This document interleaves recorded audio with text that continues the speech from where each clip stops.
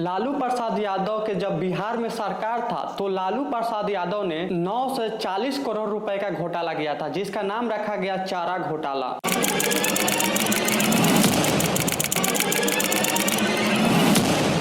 जब विपक्ष के पार्टी लालू यादव को इस्तीफा देने का प्रेशर बनाया तो रातों रात लालू यादव ने अपने वाइफ राबड़ी देवी को मुख्यमंत्री बना दिए और खुद तबियत खराब होने के बहाना से हॉस्पिटल चले गए और वहीं से सरकार चलाने लगे।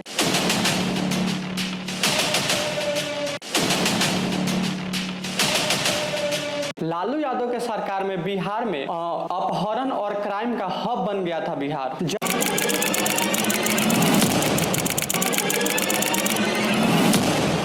1948 का दौर था। बिहार के गोपालगंज जिले में एक छोटा सा गांव था, फुलवरिया गांव। वह गांव बिल्कुल देहात देसी टाइप का गांव था और उस गांव में 2 से 50 से ज्यादा घर थे, जिसमें आधे से ज्यादा उच्च जाति के लोग रहते थे तो आधे नीच जाति के लोग रहते थे। इन दोनों में जात पात का ऐसा माहौल था जैसे IPL में RCB और CSK का बीच टसन रहता है, उस तरह के जात पात का माहौल था। इसी गाँव में एक कच्चा सा घर था, कुंदन राय और मरछिया देवी का। ये दोनों अहिर यानी यादव समुदाय से आते थे। इनका काम था गाय भैंस पालना और दूध बेचना, यानी पूरे गांव का ठेका यही दोनों लोग ले रखे थे। अब 11 जून 1948 को इन्हीं घर में एक लड़का पैदा हुआ, नाम रखा गया लालू प्रसाद यादव।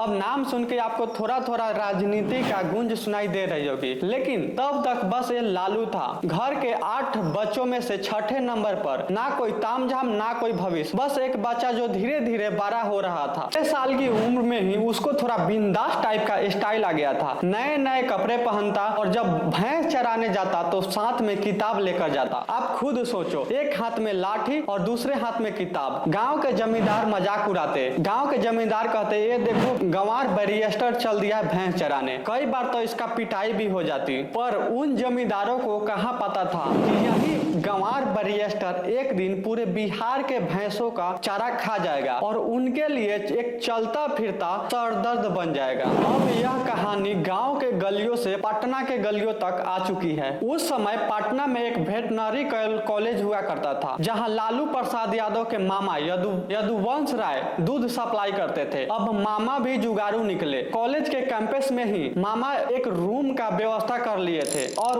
1954 में लालू प्रसाद के मामा यदुवंश राय गांव आए और लालू प्रसाद को पकड़ा और बोला चल बेटा, अब तुझे 12 आदमी बनना है, मेरे साथ पटना चल। बस फिर क्या था, लालू यादव पहुंच गए पटना। उनका मिलन हाई स्कूल में एडमिशन हुआ और पढ़ाई शुरू हुई, लेकिन नंबर थोड़ा अच्छा नहीं आया। लालू ने 3rd डिवीजन से पास हुए, लेकिन लालू प्रसाद यादव ने रुके नहीं। फिर आया 1966 का दौर। लालू ने PA पॉलिटेक्निक कॉलेज में एडमिशन लिया, पटना यूनिवर्सिटी के बिहार नेशनल कॉलेज में। वही कॉलेज है जहां से जयप्रकाश नारायण आगे चलकर नीतीश कुमार जैसे धुरिंधर निकले थे। मतलब कॉलेज के हवा में ही राजनीति तैरती थी। लालू वहीं अपने मामा के साथ वेटनरी कॉलेज के छोटी से रूम में रहने लगे। लालू के मामा लालू के 2 भाइयों को भी बुलवा कर उन्हें पियून का नौकरी दिला दी थी। अब छोटा सा कमरा इसलिए जरूरी है क्योंकि जब लालू से लालू प्रसाद यादव बनते हैं तो इसी कमरे से मुख्यमंत्री बनते हैं और इसी कमरे से सरकार भी चलाते हैं। लालू यादव के बोलने का तरीका थोड़ा हटके था। जब कॉलेज में डिबेट होती तो लोग भाषण देते थे, लेकिन जब लालू यादव बोलते थे तो तमाशा बना देते थे। भीड़ खुद पर खुद इकट्ठा हो जाती थी। यही देखकर एक दिन कॉलेज के सोशलिस्ट पार्टी नरेंद्र सिंह की नजर लालू यादव पे पड़ी। नरेंद्र सिंह पिछला वर्ग के एक दमदार लड़के के तलाश में थे और बोले यही है अपना बंदा। और फिर क्या, लालू पार्टी के स्टूडेंट विंग में शामिल हो गए और वहीं से स्टार्ट हुई राजनीति का पाठशाला। अब यहीं से शुरू होता है लालू यादव की असली खेल, राजनीतिक में एंट्री।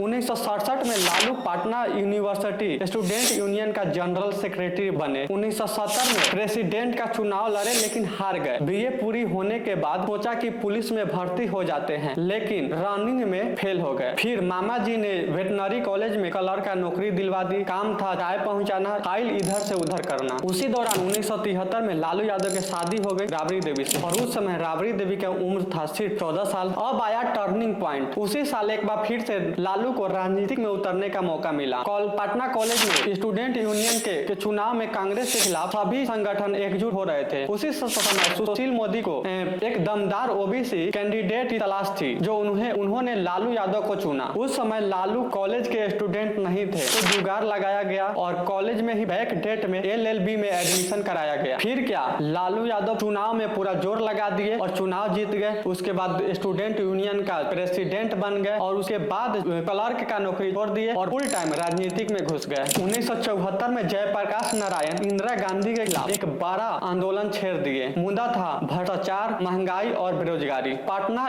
यूनिवर्सिटी के स्टूडेंट यूनियन के प्रेसिडेंट थे लालू छात्रों को एकजुट किया और आंदोलन का चेहरा बन गए। इसी जोश के चलते उन्हें ऑल बिहार स्टूडेंट यूनियन का चीफ बना दिया गया। 1975 में जब देश में इमरजेंसी लगा था, उस वक्त लालू यादव को जेल भेज दिया गया और जेल भी लालू यादव के लिए एक टर्निंग पॉइंट बनी। इमरजेंसी के बाद जयप्रकाश नारायण जनता पार्टी बनाई और लालू यादव को लोकसभा का सीट दिया। लालू यादव जीत गए और सीधे सांसद बन गए। बिहार के एक छोटा सा गांव से डायरेक्ट दिल्ली तक पहुंच गए संसद में। 1980 में सोनपुर से विधायक भी बन गए। और मजे की बात तो यह है कि सांसद भी थे, विधायक भी थे, लेकिन रहते थे वहीं वेटनरी कॉलेज के एक छोटी सी रूम में अपने 2 पियून भाइयों के साथ। सोचो, जमीन से इतना जुड़ा हुआ नेता लालू प्रसाद यादव। अब शुरू होता है चारा घोटाला की शुरुआत की कहानी। लालू यादव का एक दोस्त था RK राणा, जो मेडिकल रिप्रेजेंटेटिव था। इसी के जरिए लालू यादव की मुलाकात होता है पशुपालन विभाग के 2 अधिकारी से, और डॉक्टर राम राय और दूसरा था डॉक्टर RK सिन्हा। यहीं से शुरू होता है चारा घोटाला के असली स्क्रिप्ट। इन अफसरों ने जानवरों के नाम पर गैर कानूनी तरीके से पैसे निकालने का धंधा शुरू कर रखा था। ऊपर से नीचे तक सबको पैसे खिलाया जाता था ताकि कोई सवाल ना पूछे। 1985 में CAG TN चतुर्वेदी को शक हुआ कि पशु विभाग का रिपोर्ट टाइम से क्यों नहीं आ रहा है। जांच किया तो पता चला कि बहुत बड़ी गड़बड़ है। उन्होंने मुख्यमंत्री विंदेश्वरी दुबे को खत लिखा, लेकिन कोई एक्शन नहीं हुआ। 1987 में विधायक परमेश्वर प्रसाद ने भी चारा घोटाला का खुलासा किया। बताया कि फर्जी कंपनी से करोड़ों की खरीदी की जा रही है, लेकिन तब भी मामले को दबा दिया गया। हर कोई जानता था कि कुछ न कुछ गड़बड़ है, लेकिन कोई भी बोलने का हिम्मत नहीं कर रहा था। घोटाले की जड़ बहुत गहरी हो गई थी। घोटाले का बढ़ता दबाव और लालू प्रसाद यादव की चुप्पी। बिहार विधानसभा के नेता इसको मुद्दा बनाना चाहते थे, लेकिन 1988 के बाद कहानी पलट गई। VP सिंह जनता दल बनाई और कर्पूरी ठाकुर के निधन के बाद लालू यादव विपक्ष का नेता बन गए। अब घोटाले के खिलाफ आवाज उठनी चाहिए था, लेकिन उसी वक्त लालू यादव के दोस्त RK राणा ने उन अधिकारियों से लालू यादव के मिलाया जो चारा घोटाला के रिपोर्ट देते थे। लेकिन उसके बाद से बिहार विधानसभा में चारा घोटाला के विपक्ष में आवाज ही उठना बंद हो गया। धीरे धीरे RK राणा को जनरल पशुपालन विभाग के जनरल सेक्रेटरी बना दिया गया। एक मामूली MR का इतना ऊंचा पद पाना सबको अजीब लग रहा था, लेकिन किसी का आवाज उठाने का हिम्मत नहीं कर रहा था। और फिर RK राणा ने उस वक्त के CM को एक चिट्ठी लिखा कि राम राय को डायरेक्टर बना दिया जाए। राम राय जो पहले से ही चारा घोटाला में शामिल था, इसके लिए सिफारिश किया था लालू यादव ने, और उस वक्त के CM ने राम राय को डायरेक्टर भी बना दिया। अब घोटाले की आग और तेजी से फैलने लगी। ऊपर से नीचे तक सब लालू प्रसाद यादव के आदमी थे। 1990 में बिहार का चुनाव हुआ, लेकिन मजेदार बात यह है कि लालू ने खुद से किसी भी सीट से चुनाव नहीं लड़ा था। जनता दल को जबरदस्त जीत मिली। VP सिंह चाहते थे कि राम सुंदर राय मुख्यमंत्री बने। पार्टी में वोटिंग होनी थी, सबको लग रहा था कि राम सुंदर दास ही जीतेंगे, लेकिन खेल पलट गया। वोटिंग से एक दिन पहले लालू प्रसाद के 2 दोस्त उनसे मिलने आए, RK राणा और SP सिन्हा। लालू यादव ने अपने दोनों दोस्तों को 2 बैग थमा दिए और 5 लाख रुपए का असर हुआ और विधायकों ने अपना पार्टी बदल दिए। लालू यादव ने एक डमी कैंडिडेट भी उतारा था ताकि वोट को बांटा जा सके, और अगले दिन लालू प्रसाद यादव ने बन गए बिहार के मुख्यमंत्री। लालू यादव CM बनते ही वही विभाग अपने पास रख लिए जहां से वो घोटाला करते थे, यानी चारा घोटाला जहां से करते थे वही विभाग को अपने पास रख लिया। अब सोचो उनके 2 दोस्त RK राणा और SP सिन्हा कितना खुश हुए होंगे। चारा घोटाला तो पीछे से चल ही रहा था, लेकिन सामने से जनता लालू यादव के दीवानी हो गई थी।